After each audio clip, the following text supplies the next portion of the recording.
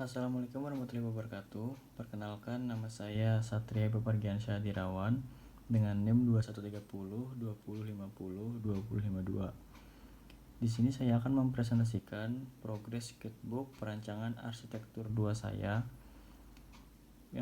Topik pertama ada bedah desain. Saya mengambil 3 contoh rumah yang ada di Indonesia. Yang pertama, Linaya House Delusion. Rumah minimalis ini memiliki 2 lantai. Lantai dasar yang pertama ada teras, yang kedua garasi, yang ketiga ruang tamu, yang keempat dapur, kelima kamar utama, keenam kamar mandi, ketujuh ruang cuci, 8 ruang powder. Dan di lantai duanya ada koridor, ada kamar utama, balkon, kamar mandi utama, kamar anak, dan kamar anak kedua. Selanjutnya ada gubahan masa. Sebelum menjadi bangunan yang sempurna, rumah ini melewati proses pengurangan dan penambahan massa seperti contoh di gambar ini. Yang pertama, kedua, ketiga, pengurangan, keempat, kelima, dan keenam, jadilah bangunan tersebut. Selanjutnya ada komposisi bentuk.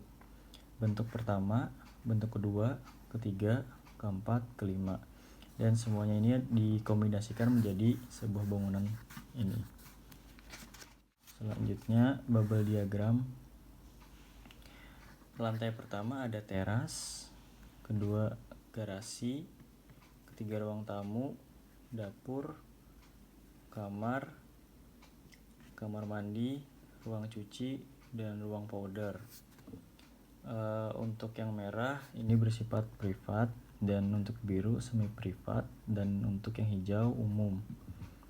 Selanjutnya lantai 2 ada koridor, kamar utama, balkon, kamar mandi utama, kamar anak, dan kamar anak kedua. Untuk yang merah sifatnya privat dan hijau umum. Selanjutnya ada pola sirkulasi. Lantai pertama ada teras, ruang tamu, dapur, kamar, dan ini semua adalah sirkulasi di dalam ruangan. Dan berikutnya ada topik programming. Ini adalah tabel kebutuhan ruang, aktivitas, perabot, pengguna ruang, standar ruang, dan besaran ruang. Yang pertama ada ruang tamu. Aktivitasnya menerima tamu, mengenalkan anggota keluarga, dan untuk perabot ada meja tamu, seperangkat kursi tamu, dan untuk pengguna ruang, anggota keluarga, dan tamu. Dan standar ruangnya adalah 3x3, dan besaran ruangnya ada 3x3 sama dengan 9 meter persegi. Untuk kedua adalah ruang keluarga. Aktivitasnya tempat berkumpul keluarga dan menonton TV. Untuk perabotnya ada meja, sofa, karpet, TV, kipas angin. Pengguna ruangnya ada anggota keluarga, saudara, tamu dekat. Untuk standar ruangnya 3x5, dan besaran ruangnya ada 3x5 sama dengan 15 meter persegi. Selanjutnya ada ruang makan dan dapur. Aktivitasnya memasak, makan, menjamu tamu, dan perabotnya ada meja makan, kursi, kulkas, kompor. Pengguna ruangnya anggota keluarga, tamu, saudara. Untuk standar ruangnya 3x6. Untuk besaran ruang 3x6 sama dengan 18 meter persegi. Selanjutnya kamar tidur anak pertama pria. Aktivitasnya tidur, istirahat, belajar, bermain game, mendengarkan musik, menyendiri. Untuk perabotannya kasur, lemari, meja belajar, dan kursi, satu sofa, kipas angin.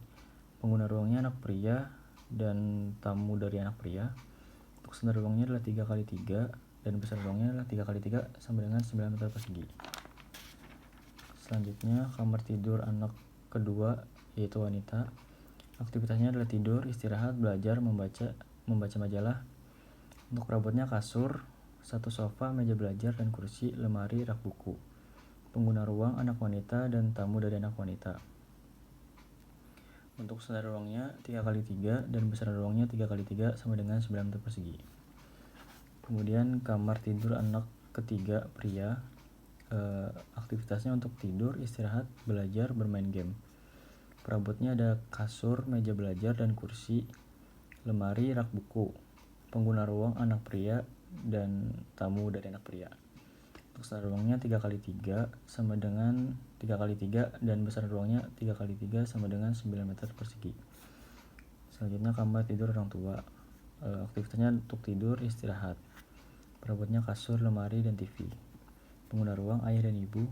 Standar ruang 8x8, besaran ruang 8x8 sama dengan 64 meter persegi. Selanjutnya ada garasi mobil dan motor. Aktivitasnya untuk tempat sepeda, menyimpan barang, tempat mobil, tempat motor. Untuk perabotnya tidak ada. Pengguna ruang anggota keluarga, standar ruangnya 6x6, besaran ruangnya 6x6 sama dengan 36 meter persegi. Selanjutnya ada kamar mandi dan WC. Aktivitasnya untuk mandi, BAB, BAK. Perabotnya tidak ada dan pengguna ruangnya anggota keluarga, standar ruang 2x2, besaran ruangnya 2x2 sama dengan 4 meter persegi. Berikutnya ada detail standar ruang. Yang pertama ada ruang tamu 3x3 dan ini adalah perabot-perabotnya: ruang keluarga, ruang makan dan dapur, kamar tidur anak pertama pria, kamar tidur anak kedua wanita, kamar tidur anak ketiga pria, dan kamar orang tua. Selanjutnya ada garasi, 2 mobil, 2 motor, dan 5 sepeda goes. Dan ini adalah kamar mandi dan atau WC 2x2. Selanjutnya ada hubungan ruang tamu dan ruang keluarga dekat, berhubungan erat, tandanya hijau, dan yang biru berhubungan dan merah tidak berhubungan. Untuk biru berhubungan tapi secara tidak langsung. Inilah tabel-tabelnya. Selanjutnya analisa site. Ini adalah analisa dari Jalan Mentaya. Untuk analisa view, sisi utara memiliki view positif terbaik pada pengolahan tampilan luar. Sisi barat memiliki view positif dengan tingkatan sedang. Sisi timur memiliki view positif pada penempatan, bukaan, dan tampilan luar. Sisi selatan memiliki view negatif karena membelakangi bangunan. Untuk analisa utilitas sekitar tapak terdapat drainase yang mengelilingi tapak. Selain itu terdapat GSB di antara tapak dan Jalan Mentaya, drainase dan GSB. Untuk analisa aksesibilitas, sirkulasi kendaraan mengelilingi site dan site sebagai objek point interest.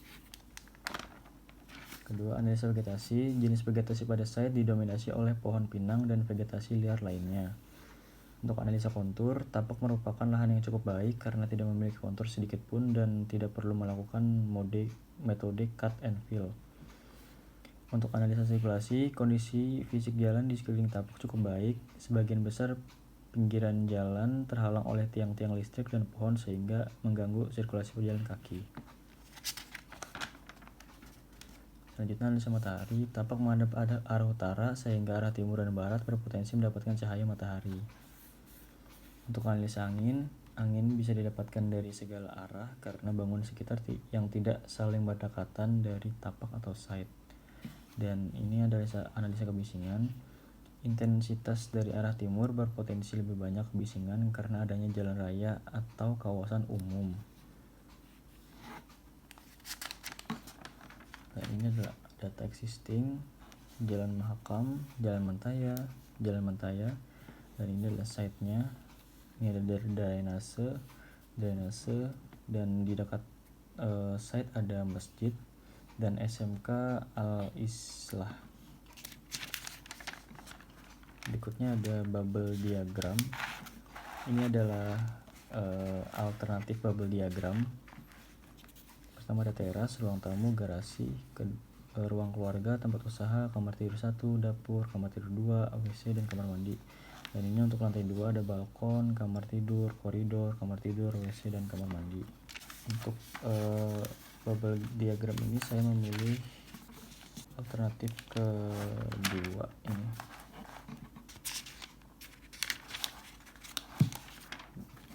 Dan selanjutnya ada konsep bentuk 3 dimensi. Ini adalah aksonometri dari bangunan saya. Yang pertama ada garasi, kedua ada kamar anak ketiga, dan ketiga ada ruang keluarga, keempat ada dapur atau ruang makan, kelima ada WC atau kamar mandi, dan ini kamar orang tua, ruang tamu, dan teras. Ini adalah kodenya untuk lantai 1.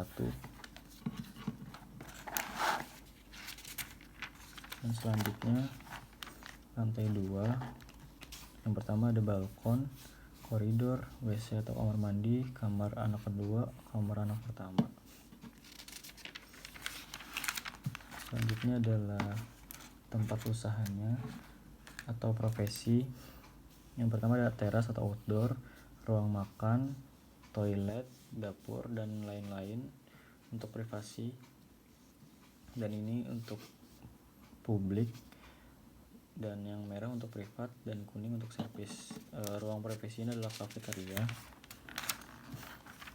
Selanjutnya ada 3D analisa. Ini adalah 3D analisa saya. Ini matahari terbit dari timur ke barat, dan ini adalah kafetaria, ini adalah bangunan saya, dan ini adalah site-nya. Untuk hitam adalah jalur masuknya, dan ini adalah kebisingan rendah, kebisingan tinggi, dan gunanya, dan saya memberikan pohon di sini gunanya untuk menetralkan kebisingan, dan angin datang dari segala arah karena saya tidak saling berdekatan dengan bangunan lainnya. Dan ini ada drainasenya.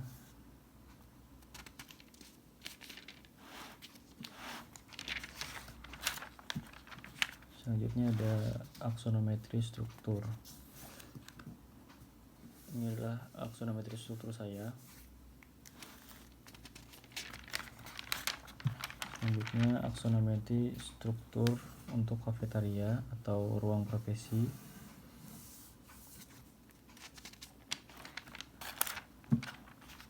Selanjutnya adalah utilitas bangunan. Ini adalah tandon atau roof tank, dan ini meteran PDAM, underground, stop kran, sumur, pompa air. Ini adalah jalur-jalurnya, dan ini untuk memancarkan airnya dari tandon. Selanjutnya ada desain skematik. Yang pertama ada denah kafetaria, ada teras atau outdoor, ruang makan, toilet, dapur, ruang privasi.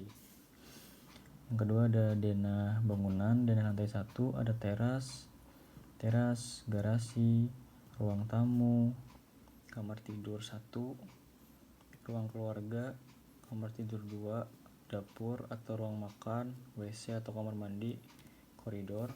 Dan ini denah lantai 2 ada koridor, WC atau kamar mandi, kamar tidur 3, kamar tidur 4, dan balkon. Selanjutnya adalah material bangunan. Yang pertama ada atap. Pada fasad bagian atap menggunakan material beton, kaca, dan kusen agar terlihat modern dan minimalis.